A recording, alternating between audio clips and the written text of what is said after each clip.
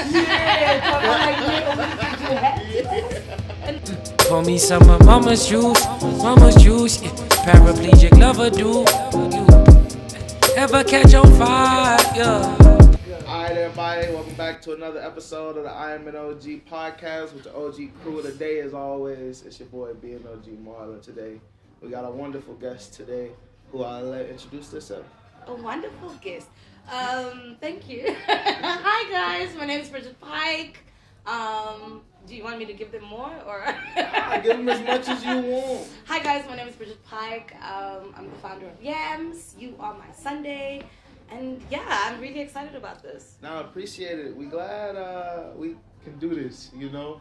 And listen, what y'all don't know is we actually filming this on the day Y.A.M.S is taking place. So just after this, we're gonna be at Y.A.M.S, you know. Hopefully some of y'all that's even watching this gonna come through.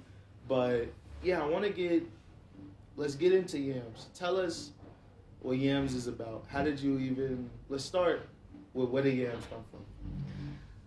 Okay, so it's quite a long story. First of all, the arts, my passion for the arts started in my childhood. So I had quite an abusive childhood, and I was put into an orphanage. Okay. Well, I was in the system, like moved around a lot, and then eventually they put me into a children's home. And when I was there, that's sort of where they started to nurture my artistic side, which I had no idea about. I didn't even know this bitch was talented. And they were like, oh, look at you, little bundle of joy. You're so talented. Let's do something with that. Oh, word. So I'd be at Artist Proof Studio on the weekends, making prints and painting and like sculpting and all of that. And then on other weekends, it would be me at the theater. And just like a whole bunch of stuff that was just cultural and artistic. Okay. And then I went to NSA, where I studied drama, and that sort of brought out another side of who I was. I really came out of my shell there. Then after high school, I got into film and acting, and like I said, it's a long story, but I got into film and televisions and all these things, and I was somewhat singing. But I mean, if you're surrounded by musicians, like real ones, you kind of go, hey, I can't sing for shit. You know? And it was only after high school that people were like, oh my gosh, but you actually can sing. And I then met Bongani Fasi. Well, I'd met him prior to that. And we were in a group called, it was during high school actually, called Shimani ECT. And I was like the first lady. So the music sort of started getting nurtured there. And the passion for it became more evident, I would say. Okay. And then, years go by and you're kind of in between things and doing a million things, because I'm pretty much known for that, like doing everything. And I realized television wasn't really for me. Not that I didn't enjoy it as much as I did when I started out. So I thought I need a complete change, and what can I do? And a friend of mine said, hey, I'm in China, why don't you come? I'm teaching English. And I was like, how is it there? And it's like, it's amazing, you should come through. And so that started the process of me now applying, and then I get to China eventually to teach English. And I got there 2 weeks earlier than I should have, because I wanted to like scope out the area and see. Get familiar. Yeah, exactly. And so one night the manager, John, was like, oh, you sing, right, Bridget? Because we'd been talking, and he's like, why don't you get on stage? Because there was every restaurant or bar place you go into China, there's always like a stage and instruments, karaoke, and you can literally just get up and jam. And so I did, and I was pretty lit. And luckily for me, the guys on stage, we got each other, we were out here, and we're like, wow, and the owner was like, oh my gosh, you have to come back every weekend. He's like, I'll pay you and I'll put you up, and because it was in a city or town, like maybe 2 hours away from where I was based. Okay. But like 45 minutes with the fast train. And so that started. So now even before I was teaching, I had this singing gig. And these guys were now my band. And we jammed, and then it sort of, we added more members. I met a guy, Hassan, from Lebanon, and lives in the States, who was also in China. And we started singing for American Chamber of Commerce. Like, I made friends with just so many people that they were like, oh, you sing, we want you to sing at our events. To the point where I was now part of festivals, I was singing for presidents, and delegates, and just really important people, and I didn't think I was going to be at that space. So anyway, long story short, China was a blast. This band that I started, Sichuan Fro, and it was time to come home. Right, okay. And obviously you can imagine, like, I'm making good money, I'm enjoying being on stage, and also teaching in between, of course. Mm-hmm. But I get back home and I'm just like, oh my gosh, what the hell? Like, what's going on here? I came back to like a desert. I was like, oh my gosh, like, this is so not okay. Like, where are all the musicians? Why isn't there a scene here? And for a good year, honestly, I sat and I was just like, no man, I want to sing again. So I reached out to some friends, invited them to my house, and that was the first session of Y.A.M.S. I didn't know it was Y.A.M.S. I just called it a 420 session because of the brains. And people came through. There was maybe like 10 people in my garden. We were braaiing and smoking and chilling, and there was spoken word, and it was just a vibe. And people were like, this is really nice, Bridge. Please do another one. So the following month was my birthday, so I was like, oh, even better, because now I can invite more people, and it will be a bit fuller. And I did that. And there was this one lady who got on stage, her name was Kat, and she sang a song by Daniel Caesar, and we were all just like, ah! And I remember sitting on my knees and going, you made my Sunday. And then my sister was like, that's the name. You are my Sunday. Oh, wow. And I was like, Y.A.M.S for short. So that's how the name came about. Oh, that's hard. Okay. No, that's dope. That's dope. Nah, it's cool to hear your whole story and get into even the travels in China, and then you've been exposed to pretty much every art form. Yeah. And you're a singer, did drama. Would you say though, is that your favorite? Like, what's your favorite art form? I would definitely say the music. I just never thought I had a career in it from a young age. Like, my first song I wrote, I think I was 10. I always knew that there was something there. Okay. But I just wasn't confident at the time. Because, like I said, I'd been surrounded by so many people who were, like, super talented straight off the bat. What I found my talent was is that I was able to adjust or, like, improvise or just be ready. Yeah, no, that's definitely a talent in itself. But music, I would say, is my favorite art form, and then it would be acting.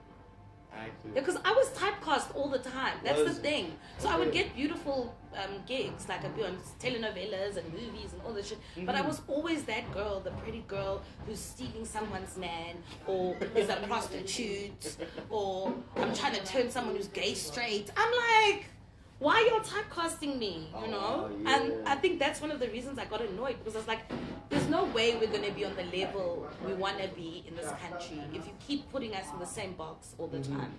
So, as much as I love film. Right now, I would love to do more film than anything else, or theater. But television work is not really mine. Like, if I was a presenter on a travel show, yes, because I did that too. But, yeah, I would say the music. Catch on fire, fire, fire, fire, fire.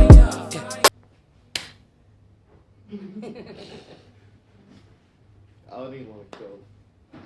But we back, y'all. And so, but we back. And so when we last left off, you was just telling me, like, music is your favorite, acting is your second. I do want to know what's your favorite genre. And also, like, you know, Y.A.M.N.O.G, we're also into film. You know, we do production as a whole. And so we looking for actors and everything, because we have scripts for days, you know. Oh, okay. We planning later this year. Look, I'm very talented. Yeah, no, as I can tell, I take your word for it. I want to see more. So, you know, if you're interested, know anybody interested, we will be looking. What I'm really good at actually is scouting and putting, like, I'm a great caster. Like, I know how to cast people. I know I've always said, because people are like, oh, Bridget, you sing so well, you act so well. My God-given talent is making other people great. So taking people and putting them in one room and, like, making them great in whatever it is. You know? So yeah, I would definitely help you out on that. Appreciate it. No, because that's what I want to segue to next, though, is moving from being the artist, right, to then being this event creator and this artist gatherer, right? Yes. How is that transition going for you? Seamless. Is it? Yeah, I've always just known that. I think through my experiences and everything, I've always known that, like, I'm sort of, I don't want to, like, put myself in that box, but I'm good at bringing people together. It's always been my thing. Okay. Whether it was, hey guys, let's go for a coffee, 2 people, it turns into 10 people. Or, oh my God, people would literally call me and be like, where are you? Because we know where you are. The party is probably pumping. Oh, wow. And back in the day, being a young Geneva, I would obviously, always be like, hey guys, I work at this club, blah, blah, blah.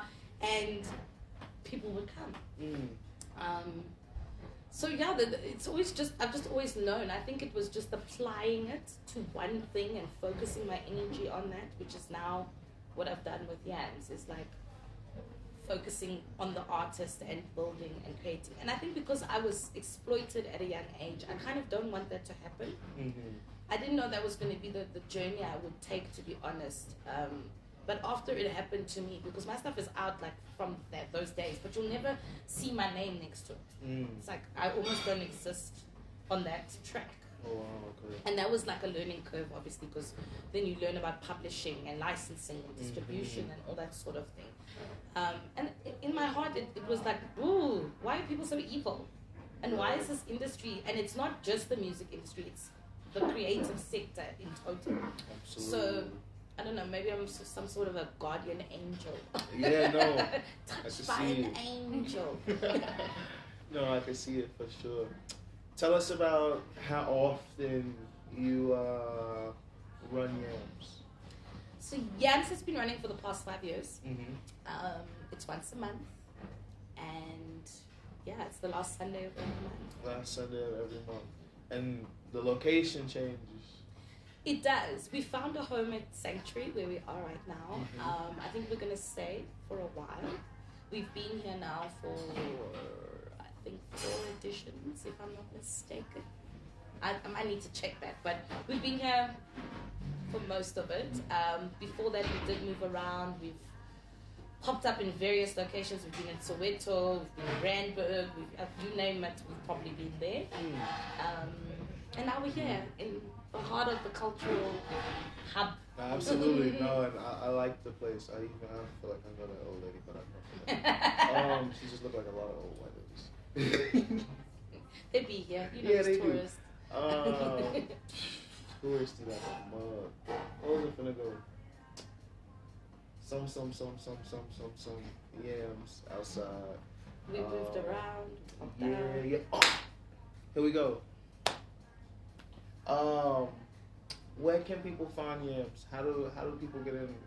Get in the know of when events are happening, or if it's an artist, how do they contact you or Y.A.M.S to try to get involved? And so we have a submission process.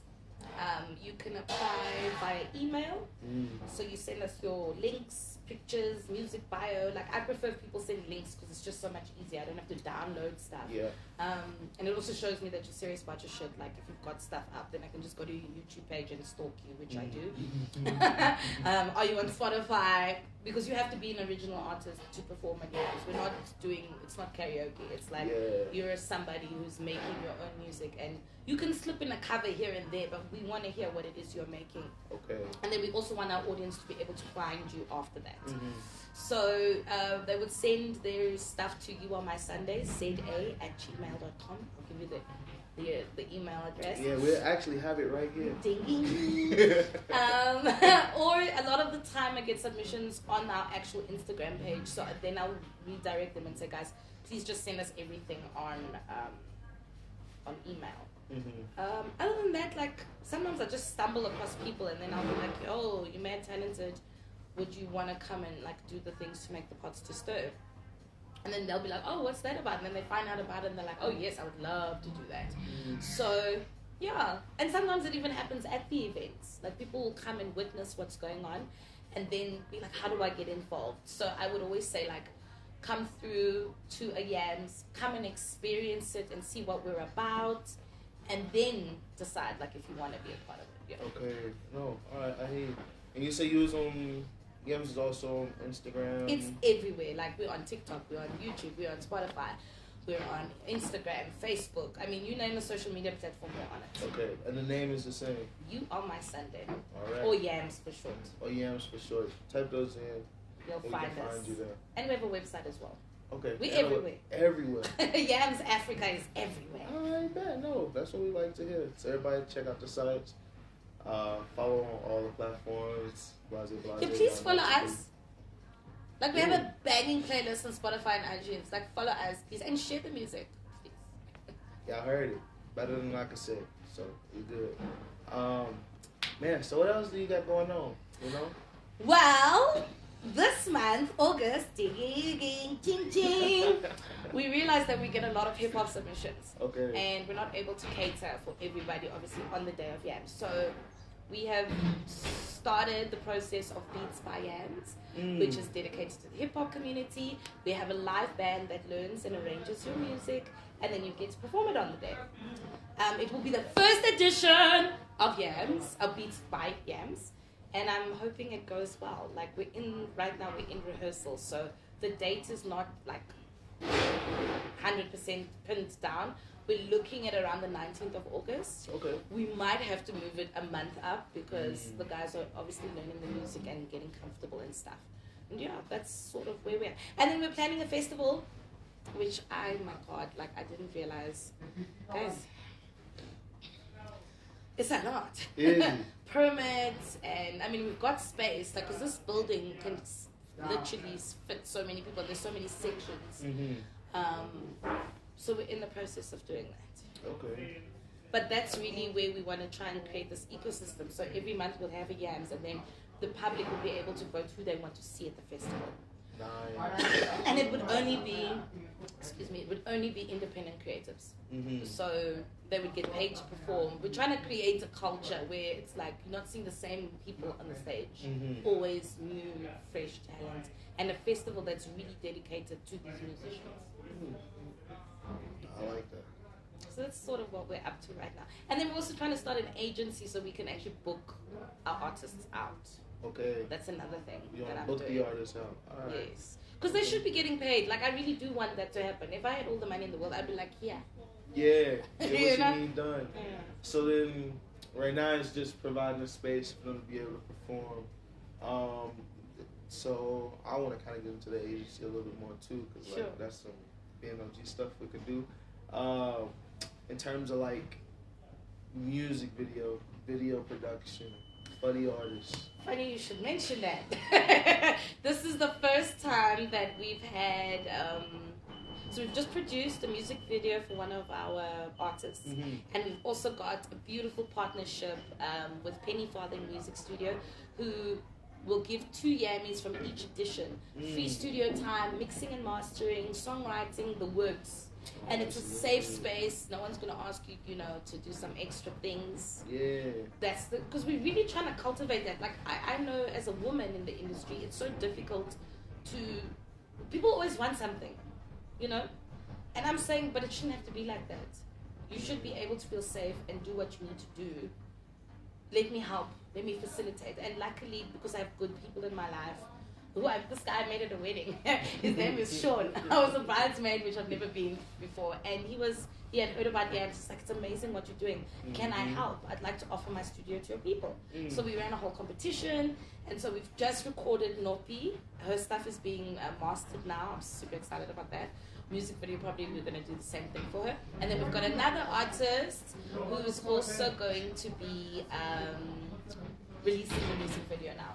Her name is Reba Red. So yeah, so we are in that. Like there's so many spheres and things in this Y.A.M.S thing that and it's managing this all by yourself. All myself. How do you do it? Super motherfucking woman. It's because I'm passionate. And you know what? I wish I had other people who are as passionate, but they're not. So like until I do find people like that, then because I tried to train someone and put someone on, and they're here today, gone tomorrow, or they're here today claiming shit, and then, you know, like, Oh, wow. so yeah, this is my child, it's my baby. I'm not just going to be handing it over to anybody or involving people who are not as serious. Okay. I don't want to do it myself, because if I die, then who's going to do it? Like, what's going to happen? So I need to pass down the baton, you know? Okay. No, I hear you. You got somewhere we should go? No? I'm asking for direction. Oh. No quizzes, man. Give me a quiz. What you want to hear? What you want to know? What you want to know? We got a live audience today, Yeah. by the way.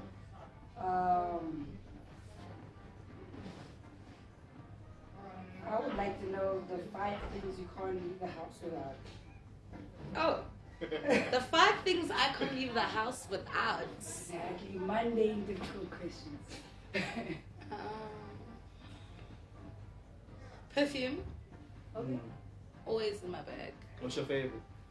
I make my own. You made What? How? Well, I don't literally make my own. I mix my own perfume. So there's a beautiful little shop in Cresta. They have all the fragrances, and then you can mix them. So I make my own. Yeah. And before that, like, I would buy like a whole bunch of perfumes and then like break the tops and just mix them. Because I've never believed in smelling like somebody else. Because then people are like, oh, you smell like Gucci. I'm like, nah, bitch. I smell like Bridget. Oh, God.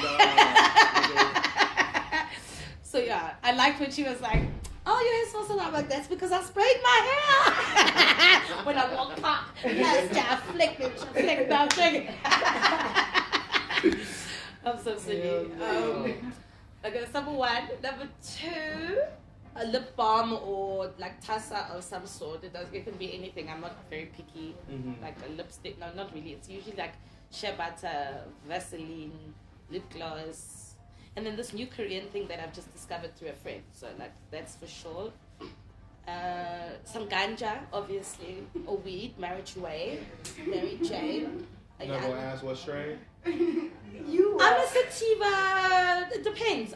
You know what? Whatever, man. Like, I'm not really picky. Yeah, as long as it's good shit. Jane is Jane. No seeds, you know, no seeds. No outdoor. My earpods for music. Can't leave it. That's how many is that? 3, 4. No, 4. And my flask or water. Always carry. Oh, I was gonna ask what do the flask have? The flask today, usually the Bridget before would be like, it's a little something, but it's actually tea with honey and lemon, yeah.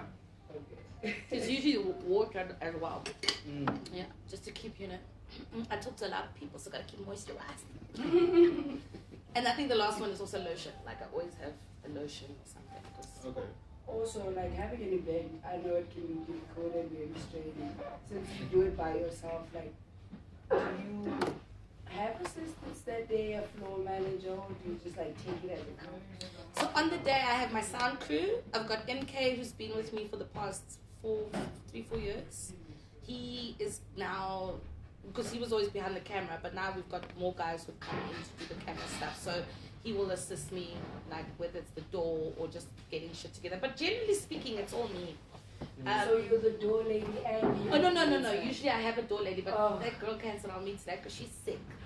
So MK gonna do that for me today. Or I asked another lady if she could help me out, but we'll see. Like things like this happen on the day, and I'm always just like, people got hives and shit. I'm like, what's going on? Like today's been a weird day, but you know what? I've now learned not to stress. I used to stress. I used to panic. Now I'm just like, whatever, man. Like, it will work itself out. It really will. So, team-wise, it would be my door lady. Oh, and my MC is usually with me. He's not coming today, unfortunately. He's not feeling well. Everyone's not feeling well today. That's a sad. Rolling my eyes. It was all at the same club last I love you, Bungani. I love you. No, but so I'll be emceeing today. I will be everything today. Okay. And I'm performing today. What? I think. No, I am. I'm on the lineup because my band cancelled on me, but the other bands agreed to jam with me, so I'm gonna freestyle that shit. But it's all good. Okay, no. You So went back, so you ain't worried. I ain't worried. Where can we get the music, the links to your music now? Okay. Since you've been saying a lot, everyone else is about you today. So the Bridget Pike experience is another thing I didn't even mention because this is like the first time I talk about myself. It's so long. I have an amazing band, but they've also just sort of like left me lingering. So I keep it moving. It's called the Bridget Pike Experience. We got signed to a label in Germany called Paradise Worldwide. Okay. In fact, I think we're celebrating a year with them. Like just now when we released. So it's on all DSPs, anywhere, same vibe. Trust me, when I do something, I put it anywhere. Like I'm probably on your LinkedIn. Be careful now.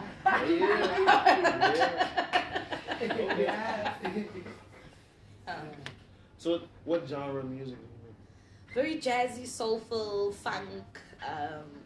It's very eclectic. I've never known what to call my music. Okay. But I would say it's very jazz, R&B, soul, funk orientated. So then where do you draw most of your inspiration from then? So I was a weird kid, hey. I'd listen to like 702 in the morning and listen to like big bands and the golden oldies and things like that. So your Ella Fitzgeralds and your Nina Simone's and Billie Holiday, and I think that's the jazz influence for sure, because I was just listening to weird stuff. But not that's weird, but like I was listening to Alanis Morissette and just all genres that were not blackity black, you know. And then I was like, oh shit, girl, you black. For sure, because my dad is British, which is weird because his taste in music was also very different. Like he really influenced me. And then my mom, who grew up in Mozambique and is Mozambican, would come with this, you know, this gyrate and shake your hips shit. Like, it's grand, it's make love. So there's just this weird mixture of music in my household. And also because of the time, growing up in the 80s and 90s, you know, that influenced the rock and the Tinas and the, you know. So I draw influence from anything I really like. I'm always trying to make myself as eclectic as possible. I don't like to box myself. I'm not a box. I'm not a jack in a box. Also, since you've talked to a lot of people, I'm sure, right? Yeah. What's the worst advice you've ever gotten? And what's the best advice you've ever gotten? I'll start with the best. The best advice I've ever gotten, and there's two things. First one would be consistency is key, because it is. That's such a determining factor for who you are, how people interpret you as a person, your character. Can I trust you? Can I fucks with you? Because if I can fucks with you and you are consistent, then people don't really have doubts. Like, you can ask someone for something and they most likely do it for you because they know you're somebody of your word. My Wi-Fi password is no good deed goes unpunished. And the thing, I don't know if I should be giving that out. But I mean what I say. No, we'll censor it. It's okay. It's okay. No one's coming to my house. I'll change the shit. Anyway, no good deed goes unpunished, because you need to remember, like, people are not the same. People are not going to necessarily be how you would be in a situation. But at the same time, you should always be a person who means what they say and says what they mean. So if I say I'm going to do this thing, I'm going to do it. And that ties into being consistent as well. The worst advice I've ever gotten was to stop Y.A.M.S. Like, people told me, why are you even doing this? You're not making money. And I was like, it's not about money. It's not for me, this was a passion project from day one. I wasn't intending to make millions from it. Right now, I'm like, shit, I need to make some money. I'm trying to turn this passion into paper. Passion to profit, please. But I don't get 100%. In the beginning, I used to get really upset when we wouldn't make money, because I'd be like, how am I supposed to keep this thing going? Because essentially, a business does, if you own a business, it must be a business. Yes, there's passion, definitely. You should never lose that. But running a business is running a business. And that comes with hard decisions and things you have to, like, put in place, so that you think, like, I've had to be very strict now with some people and just be like, guys, this is not a charity. Like, in order for what this thing has become, I have to do A, B, and C. So if you don't like it, it's also cool. And if you like it, that's also cool. But don't fight with me, because I'm not Mother Teresa. I'm just trying to do something to make sure everybody is good, you know, it fills your soul. So yeah, when there's a few people who've been like, Bridge, just get a job. Just get a real job. And I was like, nah, I wasn't built for that. I mean, I could be really good at that. I could be good at a job. But they've never paid me enough. Too talented. So yeah. Okay. Also since you work with so many people, I wanna ask you two things. The first, what's been your favorite performance? Whether it was like a place or with a person. That is such a hard question. And then also like give me like 3 of your most memorable Y.A.M moments. You guys are killing me, man. One of the best Y.A.M.S we ever had was 86 Pike in I.M.N.O.G. Yo, I don't think I've ever seen Y.A.M.S that packed in my life. Like it was packed. People even waiting on the stairs to come up. We're like, there's no seating. People complaining. I'm like, y'all got your lights. And people literally they didn't care. They wanted to be inside because it was fire. Like the energy, everything, the performers, it was just mad. So that would definitely be my number one venue. And then second, this one. This venue has been amazing. Our numbers haven't been as large, but the space, as its name states, sanctuary, is really a sanctuary. Top 3 performers. They're going to shoot me. I don't want to say faves because when I'm selecting the artists, they are all really good, you know? Yeah, no, that's why I asked for like the moments, memorable, like who had a fire performance you would never forget. Independence for sure, who are performing today. Yeah. I said, I hope, and it's on YouTube. Yeah, but everybody was dang. It was lit. Like, the energy. It was, that was a beautiful performance by the Independents. Who else? Oh my God, there's so many. Reba Red. Also just, Namhla. Oh my God, that hun. She was like, I think, there's so many. But Namhla, like, really, she cried after she performed, like, her body shook. She's like, Bridget, I've never, ever, my music, and me performing has never been received like that. We all felt it. And we didn't expect it from her. Like, not to say that, it wasn't expected, but the way it came out, we were all, it's like a spirit. It's like a spirit. We'll be right back.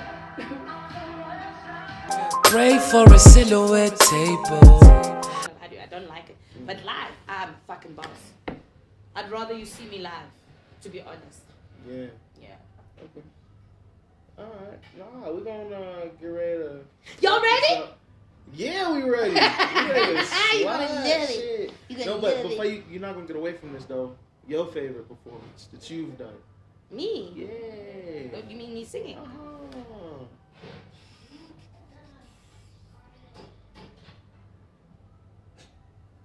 I actually don't know. You got something. I performed for Nelson Mandela many years ago at his house. I was invited to write a song, compose an original. It was just after he passed. And they were doing the first Nelson Mandela Day in where he grew up. So I got to stay in his house. I mean, he obviously wasn't there, but I got to stay in his house and then perform at this festival the next day. Okay. Yeah, the song that I had actually composed. Yeah. How was that, writing a song and everything? That was amazing. I mean, I met Zendaya and these other guys from the UK, and I was just around like royalty basically, and I was like, this is fucking cool. Like, nice. Okay.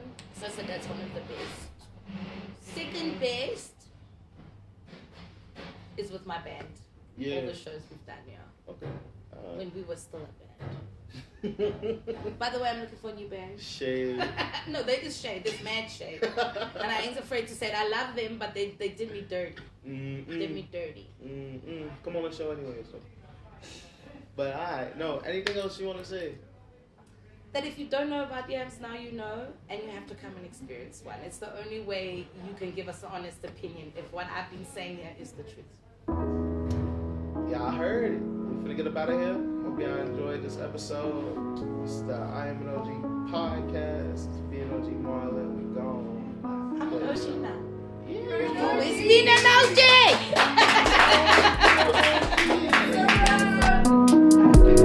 Thanks, guys.